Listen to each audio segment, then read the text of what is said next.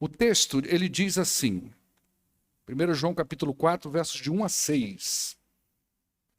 Amados, não creiam em qualquer espírito, mas examinem os espíritos para ver se eles procedem de Deus, porque muitos falsos profetas têm saído pelo mundo.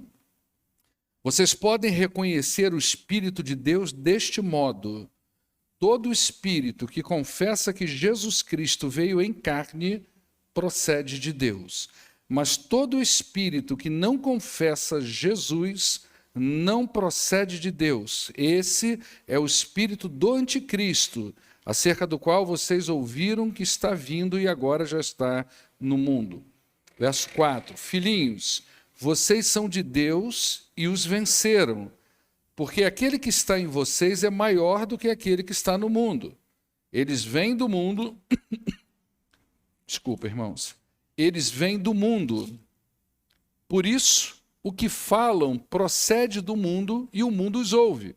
Nós viemos de Deus, e todo aquele que conhece a Deus não os ouve. Mas quem não vem de Deus... e todo aquele que conhece a Deus nos ouve, mas quem não vem de Deus não nos ouve.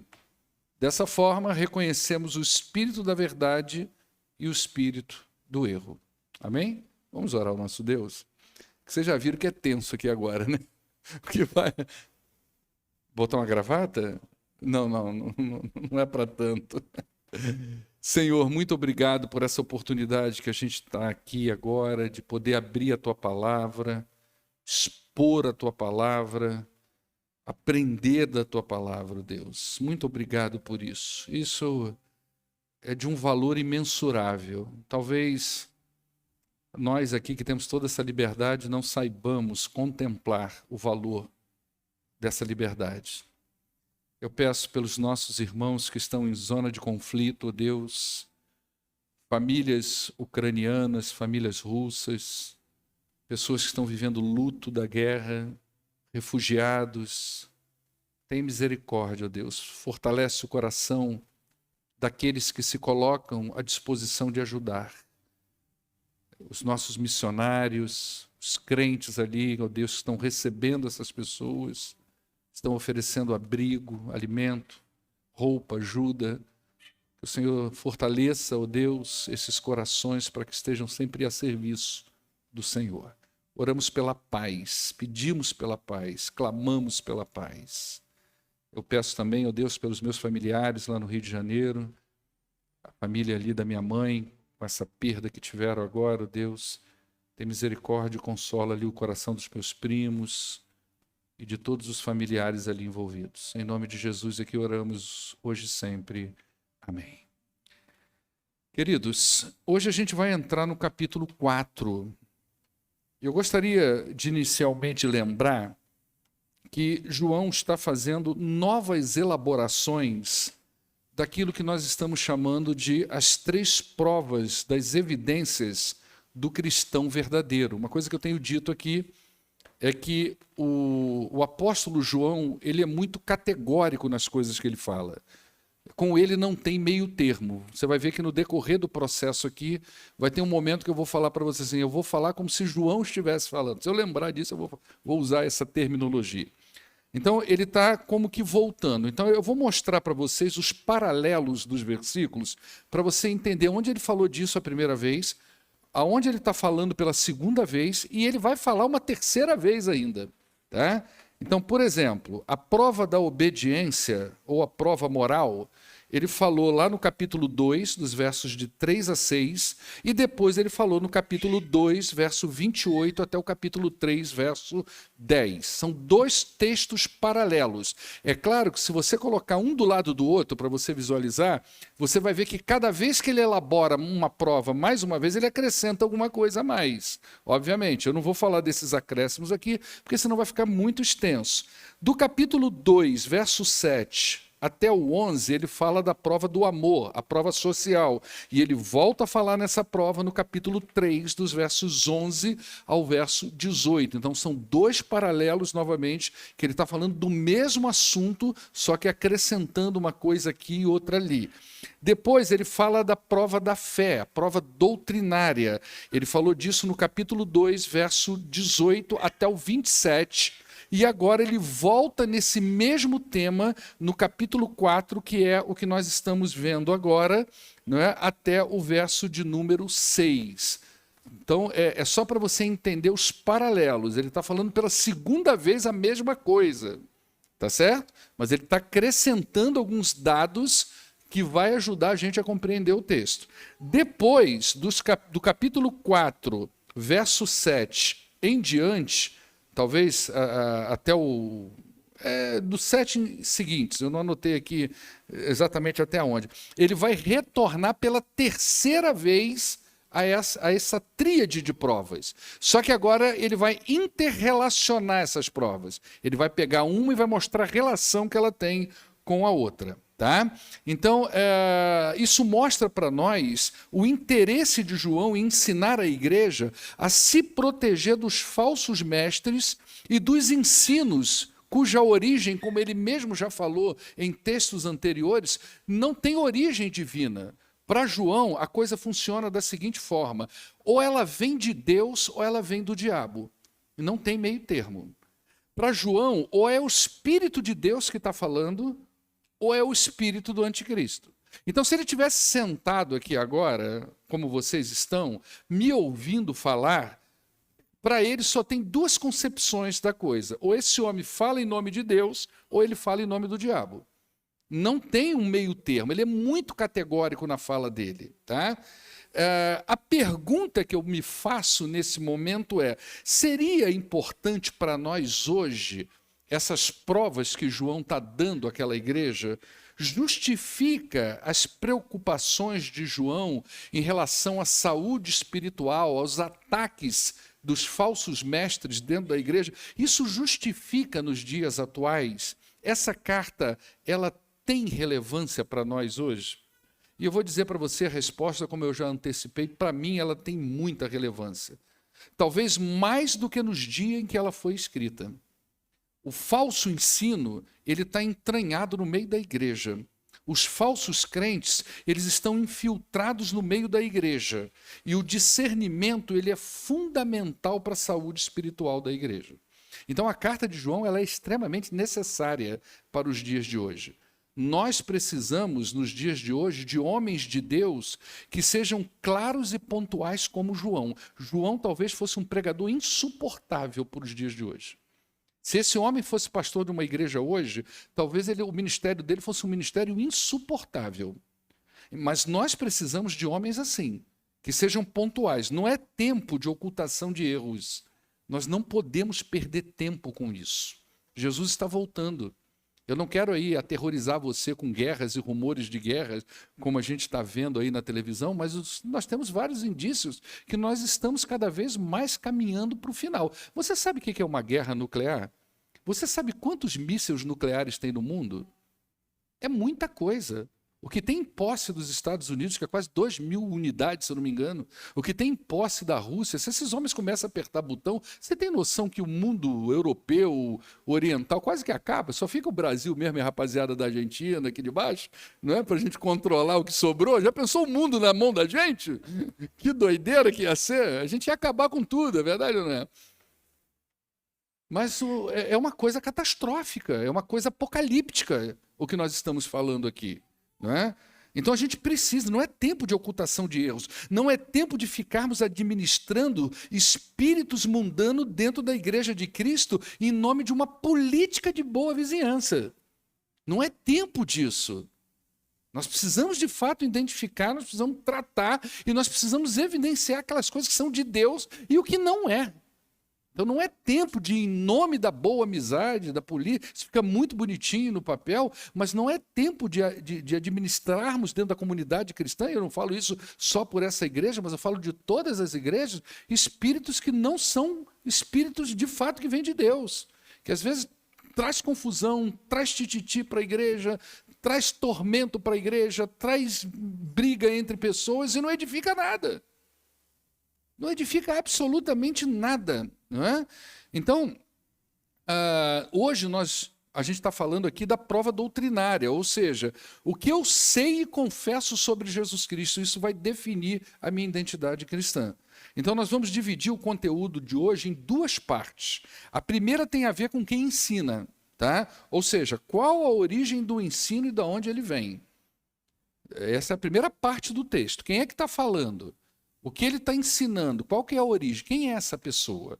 Ele tem vida com Deus. E a outra parte diz de quem ouve o ensino. Ou seja, quem são as pessoas que dão valor e crédito ao falso ensino, ainda que ele pareça bom.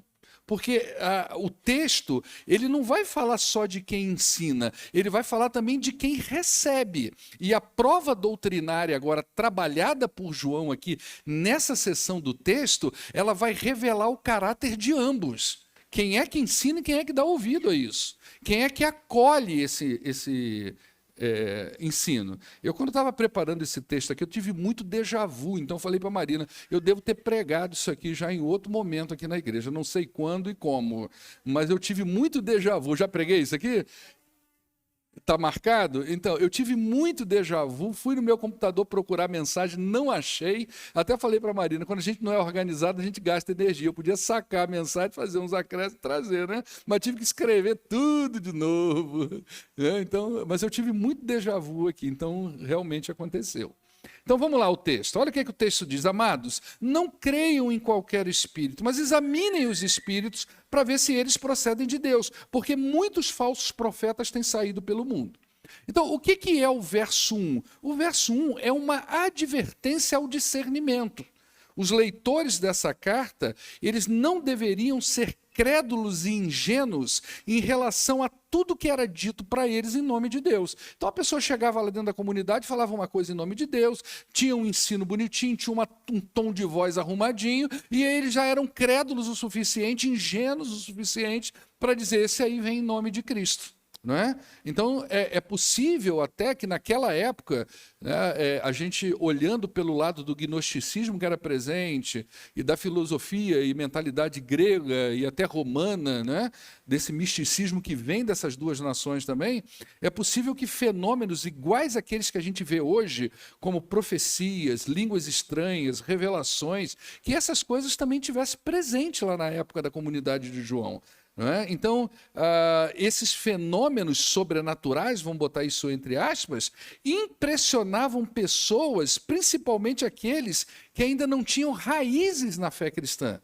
Então o sujeito chegava na igreja e ele vinha dizendo que trazia uma coisa que não era, né, presente ali na comunidade, era uma coisa que Deus revelou a ele, e ele usava talvez uma terminologia ou alguma coisa dessa natureza. Algumas pessoas ficavam impressionadas com aquilo, né? E havia no gnosticismo muito essa ideia de que eles tinham uma revelação de natureza divina, e era uma coisa muito pontual, muito individual, que só algumas pessoas recebiam aquilo. E essa revelação divina era o único caminho para que eles pudessem chegar de fato a essa salvação, a essa eternidade. Então eles vinham com esse misticismo todo para dentro da igreja, e muitas pessoas ficavam encantadas com aquilo, como é hoje, até os dias de hoje. Né? Então a ideia aqui, o que João vai trazer, não é nem tanto o conteúdo da mensagem. A mensagem às vezes poderia até ser redondinha, ela está falando de Deus, ela está falando de Cristo, mas é a origem da mensagem. Quem é essa pessoa que está falando? Ela fala pelo Espírito de Deus ou pelo espírito do anticristo, tá? Então observe aí que no final do verso ele diz que muitos falsos profetas têm saído pelo mundo. Tá? Então ele já vai identificando, olha, por que você tem que ter cuidado? Porque existe de fato esses falsos profetas e eles já estão aí. Não é? Lá no capítulo 2, versos 18 e 19, eu vou pedir para o Helder colocar aí para mim, porque eu não anotei ele aqui, ele vai dizer o seguinte, olha, filhinhos, essa é a última hora, e assim como vocês ouviram que o anticristo está vindo, percebe que é a mesma formulação do capítulo 4, né? Já agora, muitos anticristos já têm surgido. Por isso sabemos que esta é a última hora. Aqui no capítulo 4, ele fala que esses anticristos que já vêm surgindo, eles já estão saindo pelo mundo, não é? Já estão por aí. Diante disso, os crentes, antes de pôr a sua fé em alguma coisa, deveriam, então, avaliar com maturidade e discernimento a origem. Não é porque uma pessoa canta bonito, não é porque ela fala bonito, que nós vamos logo dando status de divino aquilo ali. Não é assim que funciona. Nós temos uma tendência a sermos muito crédulos. Todo mundo que fala em nome do Senhor, para nós, vem de Deus. E João está dizendo, nem sempre as coisas acontecem dessa forma. Tá? Então, não é porque uma pessoa prega bem, ensina bem, que o espírito por trás é o espírito de Deus. Quantos pastores chegam nas comunidades cristãs falando bem, não é? E no final você vai ver que são lobos ferozes, que vêm usurpar a igreja, não é? Que vem destruir aquela comunidade, que com o tempo, às vezes, não é no primeiro ano nem no segundo, mas às vezes no terceiro, quarto ano, ele vai se revelando ao pouco, divide aquela igreja, destrói as famílias ali da igreja, às vezes ele mesmo se envolve com pecado dentro da igreja, ou seja, vem para destruir e não para construir, né? Quantas pessoas chegam nas igrejas, se infiltram nas igrejas, começam a ensinar e depois se revelam como pessoas divisionistas, criadores de confusões, caluniadores, detratores. Sabe o que é detratores? São pessoas cuja função é destruir o caráter do outro, o trabalho do outro, descredibilizar a liderança da igreja, descredibilizar o chamado do outro. São pessoas que ela vem para tirar o caráter do outro, para desconstruir o caráter do outro. E essas pessoas, com o tempo, vão se revelando dentro da igreja. Mas quando chega, ela chega com aquela pegada de gente boa, até que ela vai se enraizando e com o tempo vai se revelando. Por isso que eu sempre digo, quando uma pessoa chegar até você com conversas de questionamentos, ou qualquer outra coisa, verifique a vida dessa pessoa. Ela tem vida devocional com a igreja? Ela tem vida devocional pessoal? Ela já criou confusões em outras épocas ou em outros lugares? Já tem um histórico de divisão? Quem são essas pessoas? Você já viu elas em reuniões de oração na igreja? São pessoas que dobram o joelho com a igreja para interceder com a igreja, para caminhar com a igreja. São pessoas implicadas com o corpo de Cristo. Você vê que há uma paixão, um amor, uma implicação dessa pessoa com o corpo de Cristo? Essas perguntas a gente tem que fazer inevitavelmente. Por que essa vigilância é importante? Porque, segundo João, muitos falsos profetas estão saindo pelo mundo. E a pergunta é, onde essa gente está? Dentro das igrejas. Elas não estão no boteco tomando cerveja, senão não tinha preocupação. Elas não estão no baile, elas não estão na Marquês de Sapucaí. Elas estão dentro da comunidade cristã, por isso que são falsos profetas. Senão chamaria qualquer outra coisa. Então, onde que está essa gente? Entranhada dentro do meio do povo de Deus. Né? A questão é, como que a gente prova a origem desse ensino? Como é que a gente sabe se essa pessoa ela é de Deus ou não é? Ele vai dar a resposta no verso 2. Olha o que ele diz. Vocês podem reconhecer o Espírito de Deus deste modo. Ou seja, como é que eu reconheço se o Espírito é de Deus? Todo espírito que confessa que Jesus Cristo veio em carne procede de Deus. Agora vamos tentar entender isso aqui, tá? A confissão aqui exigida por João não é uma confissão apenas verbal. Embora a confissão verbal tivesse um peso ali naquela circunstância que aqueles homens estavam vivendo. Os falsos mestres daquela época, eles não concebiam a ideia de que o Cristo de Deus pudesse ser o Jesus histórico como nós cremos. Por que eles não concebiam isso? Porque dentro da filosofia deles, existia um dualismo entre um mundo material, um mundo ruim, ou seja, tudo que vive aqui, tudo que nós vemos, tocamos, né, as pessoas, o nosso corpo, tudo isso é matéria e essa matéria é má. Né? E o espiritual é bom, então Deus está num plano onde há perfeição. É o plano espiritual. Então, esse Deus que está no plano perfeito, jamais ele poderia encarnar num corpo humano que é imperfeito. Para eles, isso era inconcebível. Então, declarar que Jesus, o Cristo de Deus, é o Jesus histórico, que nasceu de Maria, que foi condenado por Pôncio Pilatos, foi colocado numa cruz e morreu, isso não era uma confissão que estava dentro da ideia desses falsos mestres. Então, a confissão verbal, ela tinha um peso.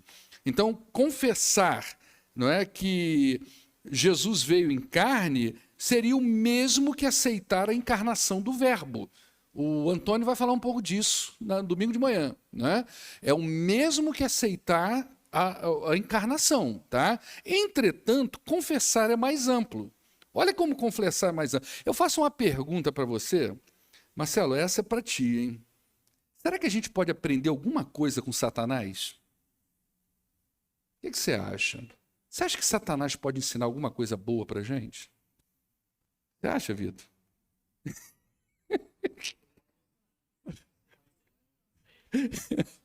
Nós vamos aprender com Satanás hoje. Nós vamos aprender com ele o que é confessar. Tá certo? Nós vamos aprender. A Camila dá uns surtos assim, não é possível. Mas nós vamos aprender com ele como proceder. Ô Jesus dos crentes. Olha o falso mestre, olha o falso mestre, olha o falso mestre, né? É triste falar isso, mas é verdade, tá? Veja bem, confessar é mais amplo. Satanás sabe que Jesus veio em carne e ele verbaliza isso com toda a verdade. Satanás verbaliza essa ideia de Jesus ser o Cristo encarnado, o Deus encarnado, com muito mais propriedade, às vezes, do que o crente.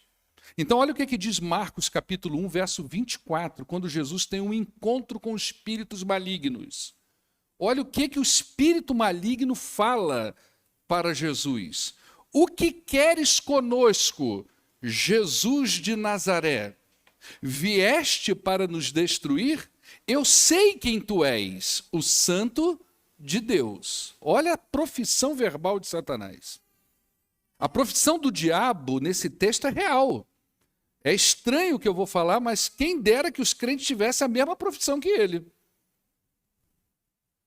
Quantas pessoas professam o Jesus histórico como sendo o Deus encarnado? Quantas pessoas apenas falam de Jesus? Observe 3 pontos da confissão de Satanás. Vou mostrar para você 3 pontos aqui nessa confissão de Satanás. Primeiro, quando ele diz assim, o que queres conosco, Jesus de Nazaré? O que Satanás está professando? Que Jesus veio em carne. Ele está reconhecendo a humanidade de Jesus. Você é Jesus de Nazaré, nasceu lá em Nazaré. Seu pai chama José, sua mãe chama Maria. Todo mundo sabe quem você é. Jesus de Nazaré. É o reconhecimento da humanidade de Jesus. Agora, olha segundo ponto. Vieste para me destruir, ou seja, eu reconheço que tu tem poder sobre todas as coisas. Uma palavra tua acabou. Então, eu estou reconhecendo autoridade e poder nesse Jesus de Nazaré, uma autoridade e poder que não está presente em nenhum outro ser humano. É algo divino. E aí, no terceiro ponto da argumentação de Satanás, ele vai dizer, eu sei quem tu és, o Santo de Deus. Ou seja, agora ele está reconhecendo a divindade de Jesus.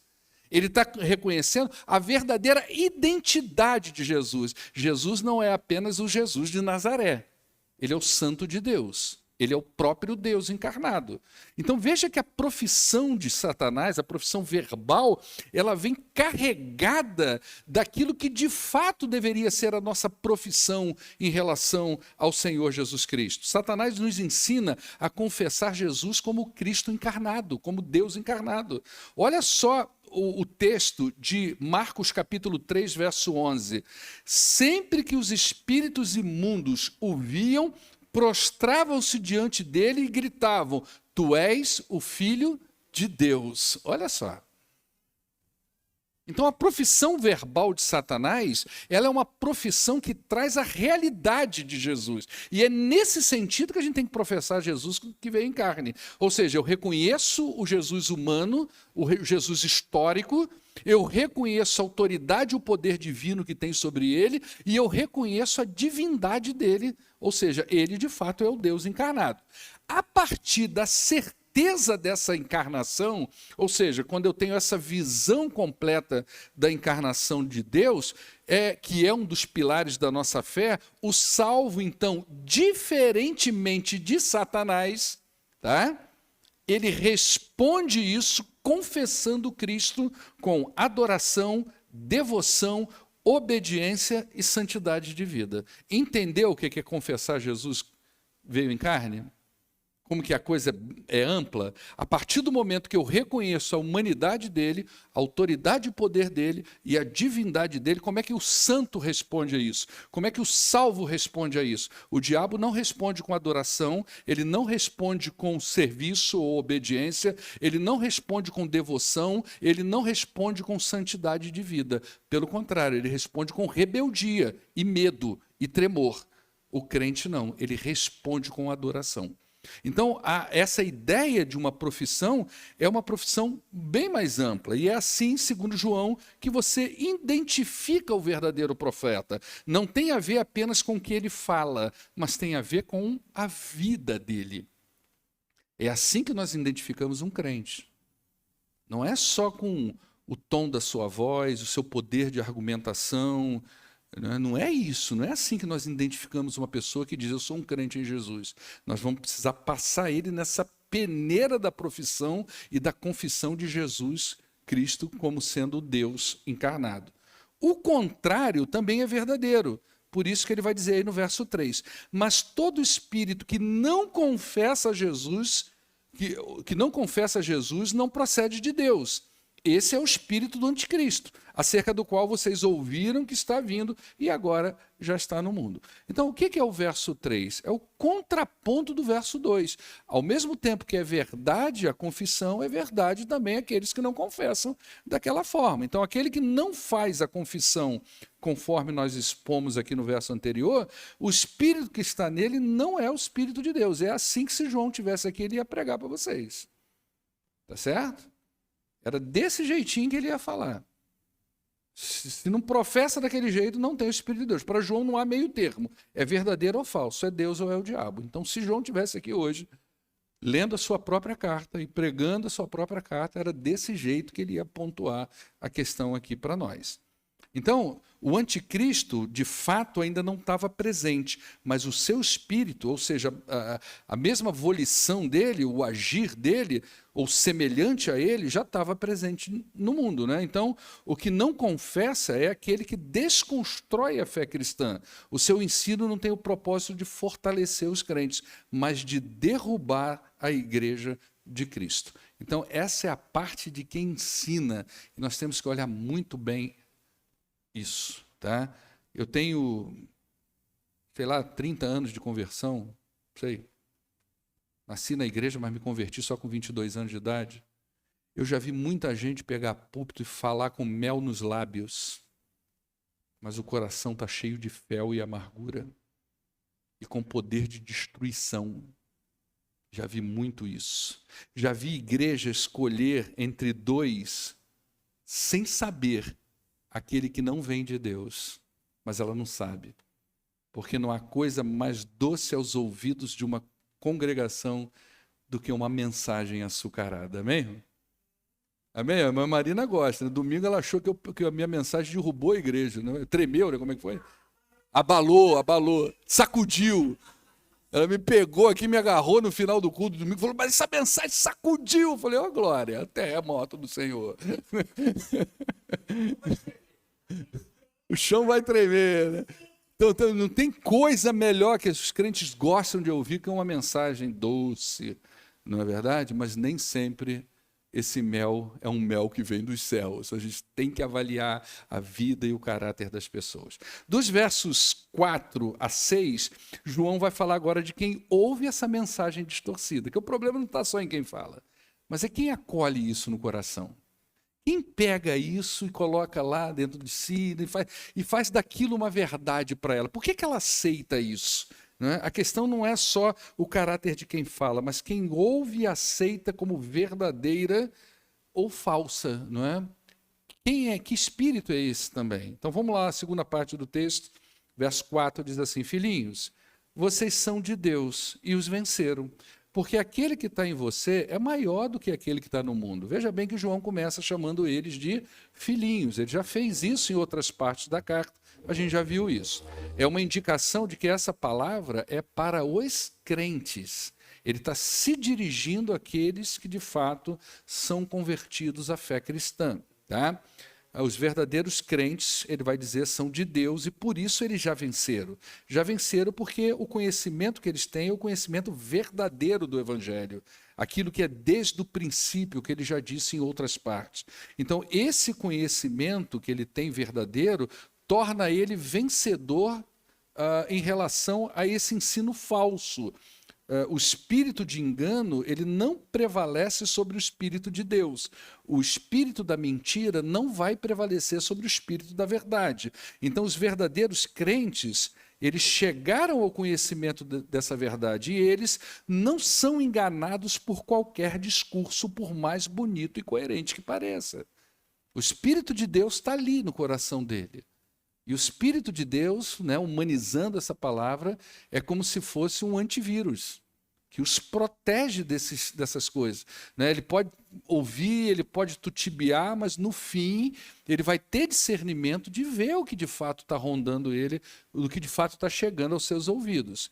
Mas em contrapartida, existem pessoas que dão ouvidos a esses falsos mestres. E por que dão ouvido? Porque ainda não possuem o Espírito de Deus, segundo a narrativa de João. Não tem jeito, se João tivesse aqui era assim que ele ia falar. Tá certo? Se você dá ouvido a um falso ensino e você acolhe aquilo como uma verdade, é porque o Espírito de Deus não está ali como um bloqueio, um antivírus para essa realidade. Tá? Então ele vai dizer assim, ó, eles, olha só o verso 5, né? O verso 5 vai falar, vai testificar um pouco do que eu acabei de falar. Eles vêm do mundo, por isso que falam procede do mundo. E quem é que ouve eles? O mundo ouve eles. Eles vêm do mundo, o que eles falam procede do mundo, e quem vai receber e acolher essa mensagem é aqueles também que estão no mundo. Então há uma relação, né? Eles, aí nesse texto, é uma referência aos falsos mestres. Eles e tudo que eles falam procede de um lugar, que é o mundo, segundo João, e não de Deus. E a lógica aqui é que quem vai ouvir serão os seus semelhantes. E por isso ele diz, o mundo os ouve, ou seja, é o espírito semelhante. Vai ouvir, vai acolher aquilo, vai guardar no coração, vai entender aquilo como uma verdade. Não é? A origem não é divina, é uma origem diabólica, a gente já viu isso aqui em outros textos. Então, só aqueles que não têm o Espírito de Cristo é que podem dar ouvidos a essas pessoas sem nenhuma avaliação, simplesmente aceitam aquela fala. Não é? Até porque o que eles fazem no particular de suas vidas, o que esses falsos mestres fazem com as suas vidas, não ofende quem não tem o Espírito de Cristo, não é ofensivo. Então, por exemplo, você vê um cantor gospel com uma música maravilhosa, que você canta na sua igreja, que quando você ouve, você se emociona. Aí, de repente, você descobre que aqueles caras, depois de apresentar ali, né, tem aquela vida mundana, bebe uma cervejinha, toma isso, toma aquilo outro e tal, mas aquilo não ofende a pessoa. Não ofende porque o que eles fazem na vida deles, no particular, muitas vezes é compartilhado por esse que aceita a sua mensagem. Ele compartilha dessa mesma ideia. Ou seja, são pessoas que, uma vida que fala, mas que não confessa o Cristo encarnado. Então, há um compartilhamento até de ideias da vida. Então, o que ensina vem como verdade. Mas, segundo o texto do João, é porque tudo vem do mesmo lugar. O cara veio do mundo, o seu ensino é do mundo, e quem ouve o Espírito também é do mundo. Então, há um compartilhar da coisa. Pesado isso, né, irmão? É verdade ou não é? Ficou até meio de queixo caidão, né? Mas é a realidade. Agora, olha o verso 6 No verso 6 ele confirma isso dizendo, nós quem? Ele está se referindo aos crentes daquela igreja. Nós, ele está se incluindo, nós viemos de Deus. E todo aquele que conhece a Deus nos ouve. Olha só o que ele está dizendo. Que aqueles que têm o Espírito de Deus também são semelhantes. E eles vão ouvir aquela mensagem que vem de Deus. E eles vão acolher essa mensagem que vem de Deus. Não é? Mas quem não vem de Deus não vai dar ouvido a essa palavra. Não vai receber aquilo que vem do Espírito de Deus. Não é? Dessa forma, reconhecemos o Espírito da verdade e o Espírito do erro. Não é? Então, do contrário, os crentes, eles nasceram de novo, foram transformados pelo Espírito de Cristo, logo a mensagem divina é acolhida por eles. A lógica fica mais ou menos assim. A gente embaralhou, mas deixa eu te dar 2 pontos lógicos aqui da fala de João. Primeiro, os crentes, eles rejeitam a mensagem dos falsos mestres e acolhem a mensagem do Espírito, tá certo? Dentro da lógica de João, os crentes, eles rejeitam a mensagem dos falsos mestres, mas eles acolhem a mensagem do Espírito. Os não crentes rejeitam a mensagem do Espírito, mas acolhem a mensagem dos falsos mestres. Entendeu a diferença dos dois aqui? Tudo dentro da mesma comunidade. Tudo dentro do mesmo povo. Né?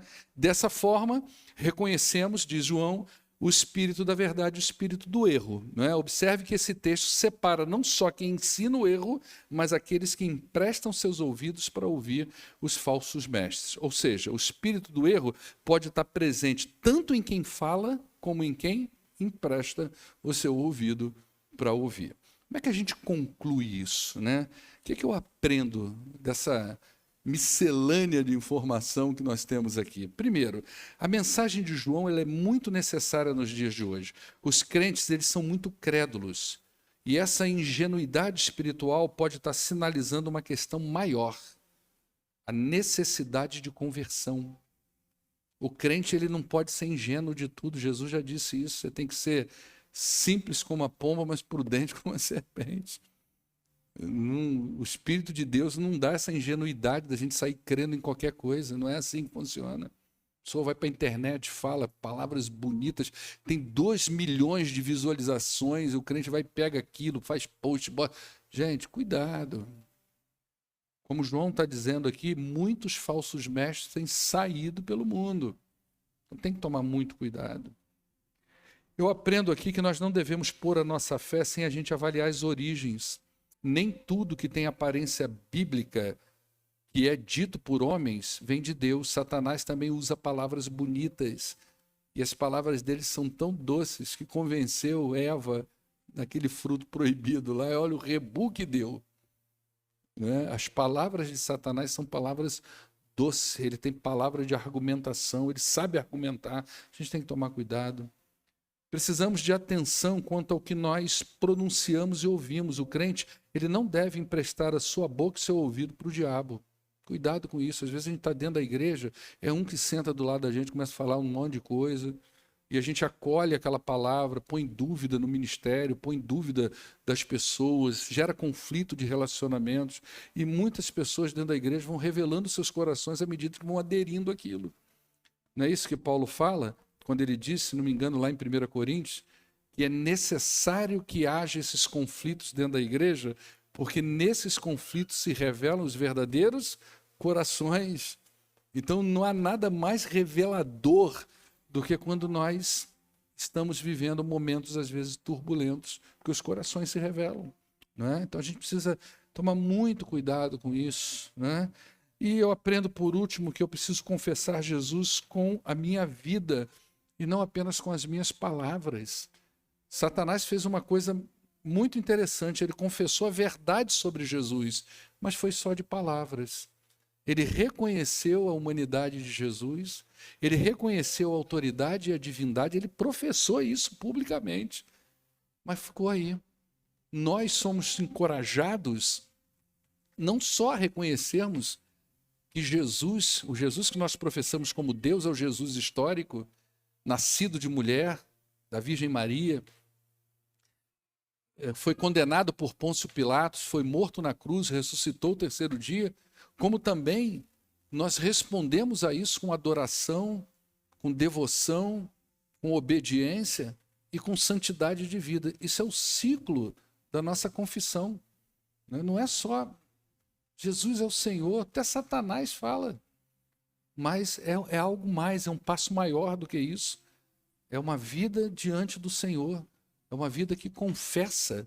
E se eu fosse mudo, como é que seria? Eu nunca falaria.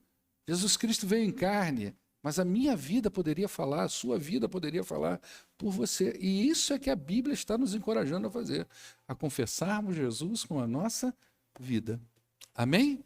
Que Deus abençoe a sua vida, a sua família, o seu coração, e saia daqui hoje encorajado a servir ao Senhor, a obedecer ao Senhor, a confessar diante do Senhor que Ele é Jesus, o Cristo de Deus, e a viver de acordo com a sua profissão de fé. Lembre-se de uma coisa, os dias são maus, o tempo está se abreviando, a gente não tem tempo a perder, nem como igreja, nem como indivíduo na vida.